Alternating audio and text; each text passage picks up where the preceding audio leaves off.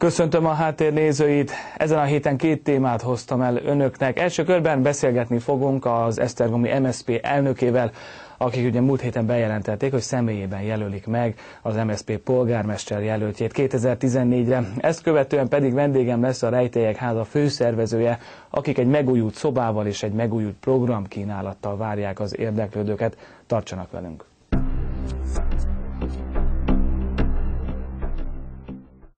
Már is itt vagyunk, és az első témával kezdjük. Vendégem Gál Tamás, az esztergomi MSZP szervezetének elnöke, illetve a 2014-es polgármester jelöltje. Valójában lehet, hogy sok mindenki egy picit meglepődött azon, hogy ilyen hamar, még jóval azért a tavaszi parlamenti választások előtt bejelentették helyi szinten, hogy önt jelölik az esztergomi polgármesteri székre az MSZP részéről. Miért volt ez a hirtelen jött bejelentés?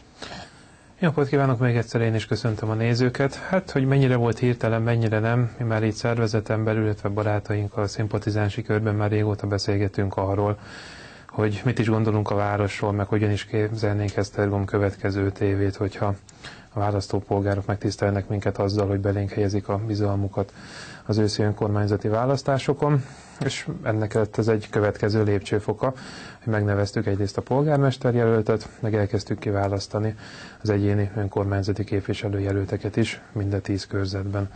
Ahogy a múlt heti sajtótájékoztatón is elmondtam, ez nem egy végleges lista még, ami az önkormányzati jelölteket illeti. Következő hetekben, következő hónapokban szövetségeseinkkel, barátainkkal végig fogunk haladni programszerűen, hogy mi az, ami szeretnénk megvalósítani. De a polgármesteri jelölti személy ez nem változhat. Ahhoz ragaszkodnánk, hogyha ezt így mondhatom, és akkor így szépen elkezdenénk ezt a felkészülési munkát.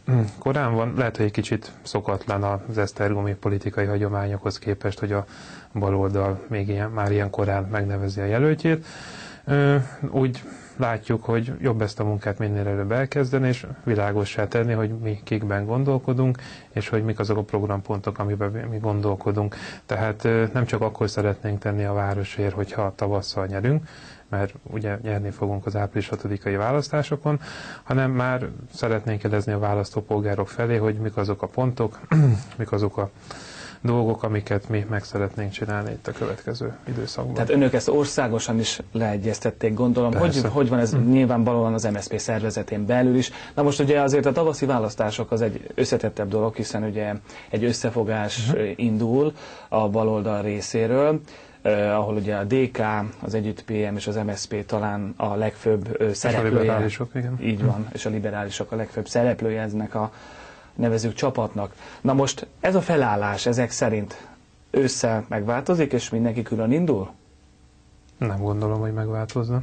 Tehát miért változna meg? Mármint csak kérdezem, hogy az MSZP megjelöli a polgármester jelöltjét, akkor ezek szerint lehet, hogy a helyi DK szervezet is állít egy polgármester jelöltet, vagy ugyan ez az összefogás megmarad ősszel is, és majd nyilvánvalóan más formában, akár ugye a képviselők személyében fognak együttműködni. Hogy kell ezt elképzelni? Én bízom benne, hogy meg fog maradni, tehát sokkal több az a dolog, ami összeköt minket itt a baloldalon, mint ami szétválaszt egyébként. Nem tárgyaltuk még teljesen, még nincsenek ezek a tárgyalások lezárva a demokratikus koalícióval, most is beszélgetünk, ugye készülünk a tavaszi választásokra is, meg igen, folyamatában beszélgetünk az őszről, meg az európai parlamenti választásokkal is. Tehát ugyanarra gondoljuk ezekről a dolgokról, mind országosan, mind itt helyben, hogy az országban változás kell, hogy nem lehet folytatni azt a politikát, amit 4 éve az Orbán kormány folytat, ugyanúgy helyben se lehet folytatni azt a politikát, amit a jelenlegi többség megtestesít itt már hosszú-hosszú évek óta. Tehát kimegyünk, végigmegyünk a városon, beszéltük már számtalan alkalommal az utak, a járdák állapotát, a zöld felületek állagát, vagy legújabban ugye most a villanyoszlopok voltak a témák a testületülésen, hogy a fedlapok miért hiányoznak. Hozzátenném, hónapok óta hiányoznak, most attól, mert egy külső bizottsági tagunk beszél erről a bizottsági ülésen, és már az egyik fideszes képviselő már mondja, hogy hát ez neki is feltűnt, hát jó napot kívánok, hónapok óta fel kellett volna, hogy tűnjön. Hát úgy látjuk, hogy a mostani képviselőtestület, mintha nem az emberekért akarna itt dolgozni, az emberek nevében dolgozik, ők adják ugye a felhatalmazást, és utána mindig ez a hivatkozási alap, hogy ők az emberek nevében, nem az emberek nevében szeretnék én se dolgozni a következő hónapokban, években, hanem az itt élőkért, hogy igen, legyen egy kicsit jobb. Nem kell azt elfogadnunk, hogy nekünk ilyen városban kell élni. Jobbá lehet ezt tenni, még akkor is, hogyha mindenféle külső körülményekre hivatkozunk. Elég, ha átmegyünk Dorogra, vagy elég, ha átmegyünk Párkányra. Egy 2 kilométerre van, a másik 7 kilométerre van. Nem hiszem, hogy ott annyira más emberek élnének, mint itt Esztergomban. Hát a politikai vezetési stílus az biztos, hogy más mind a két városban. Az egyik az baloldalibb, a másik az jobboldalibb, tehát még csak nem is oldalfüggő, hogy ki az, aki a városért akar tenni, vagy nem akar tenni. Úgy látjuk, hogy itt viszont megmeregettek a frontvonalak, és valami teljesen más irányba kell vinni a város szekerét.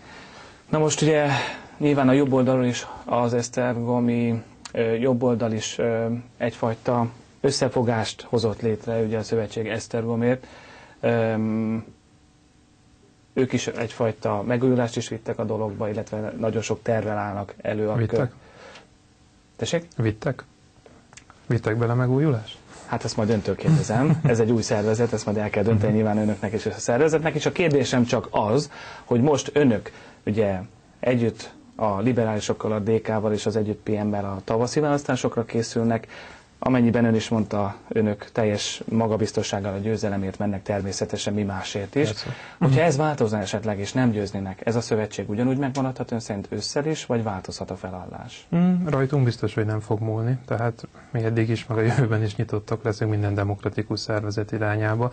És nem is biztos, hogy jobb oldal, bal oldal szemléletmódjába kell ezt városi szinten nézni, hogy nem tudom, aki jobb oldali az rossz, vagy aki bal oldali az rossz, és fordítva az meg jó. Biztos, hogy nem ez a fokmérő ennek a dolognak. Említette, hogy a jobb oldali szervezetek is összefogtak és létrehozták ezt a szerveződést. Azt látom, hogy egy részben azok az emberek kerülnek elő ismét, akik az elmúlt évtizedekben bizonyíthattak már volna a városért, ott volt a lehetőség, képviselők voltak, ilyen-olyan funkciókat betöltöttek, és akkor bizonyos nézeteltéréseken keresztül kiszorultak a döntéshozatalból, most akkor újra visszajönnének, vagy megint.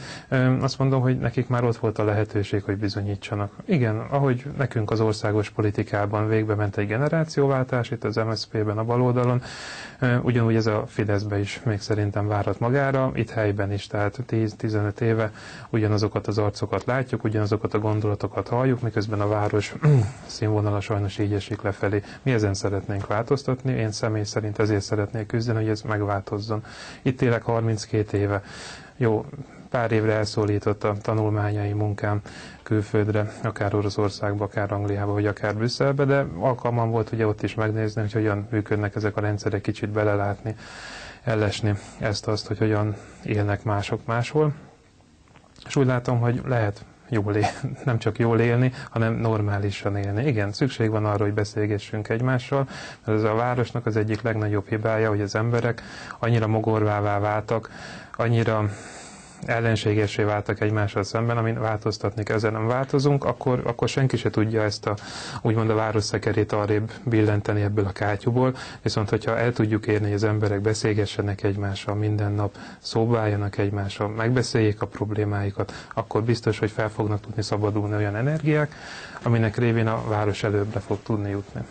Abban egyetértünk egyértelműen, hogy a közhangulat Esztergomban az éppen nem a legnagyobb, vagy a legmegfelelőbb az elmúlt időszakban. 2010-es választások szerintem egyértelmű, hogy ott kezdődött ez a fajta nagyon nagy fokú ellenállás, nyilvánvalóan a regnáló polgármester Tétényi Éva és a többségét adó Fidesz-KDNP frakciók között. Na most az elmúlt testületülésen volt egy olyan határozott kijelentése polgármester asszonynak, ami arra utalhat, hogy ő nagyon várja az októberi választásokat, mely esetleg azt is tükrözheti, hogy nyilván ő is szeretne indulni a polgármesteri székért. Annak idején 2010-ben az MSZP is egyik főtámogatója volt az ő személyének. Ez most akkor hogy és miben változhat esetleg októberre, hogyha ő is indul? Hát azt nem tudom, hogy ő indul-e vagy nem, de én is várom az őszi választásokat. Nem csak azért, mert mi indulunk, hanem azért, mert Esztergomnak változásra van szüksége. Tehát ez így ebben az állapotban, ami 4 éve zajlik, ez szerintem a csúcspontja az előtte való 10 év politikájának, meg a szembenállásnak. ellen lehet állni, meg ki kell állni bizonyos dolgokért. Igen, erről szól a politika, erről szólnak a mindennapjaink. De ne azért álljunk ellen valaminek, vagy álljunk ki valamiért, mert nekünk most éppen ellenállni van kedvünk. Tehát itt megegyezésre kell jutni dolgokból, hogy igen, legyen út, legyen járda, legyenek normális óvodáink, bölcsödéink, vagy akár beszélhetnénk azokról az iskolákról is, ugye, amik átkerültek az államhoz. Épp a napokban jött ki egy belső vizsgálat, hogy hát nem nagyon működik megfelelően ez a nagy konglomerátum, nem is tud megfelelően működni, hát ez egy 120-130 ezres mamut intézmény, tehát ha összevetnénk mondjuk ilyen General Motors szintű, tehát ez azért komoly menedzseri tapasztalatok kellenek, hogy egy ekkora intézményt el legyen vezetni, de ez zárójel. Hanem igen, kezdjünk el dolgozni az itt élőkért. Például vezessük be, az már az óvodától kezdve az idegen nyelvoktatást. Ma nem lehet nagyobb segítséget adni a gyermekeinek, mint hogy beszélnek egy idegen nyelven. Jó magam is beszélek 2 nyelven, angol és oroszul, és tudom, hogy ez mennyi előnnyel járt eddigi munkám során, meg bízom benne, hogy a következőkben is fogom tudni ezt kamatoztatni. Igen, nem tétényi évába gondolkodik az MSZP. Ezt akartam, mármint, hogy erre a kérdésre... Nem, az a politika, amit ő visz, azzal nehezen tudunk azonosulni. Azért kérdeztem csupán ezt, hiszen biztos sokan emlékeznek a nézők között is, hogy voltak olyan sajtótájékoztatók, ahol jelen volt televíziónk is, ahol nyilvánvalóan a Fidesz-KDNP frakciót kritizálván Tétényi Éva neve is felmerült. Igen, mind a kettőnek a felelőssége, hogy itt tart a város. Én köszönöm, hogy itt volt. Sok sikert kívánok a választásokig, biztosan találkozunk még addig. Köszönöm, viszontlátásra. Köszönöm szépen, hogy itt volt.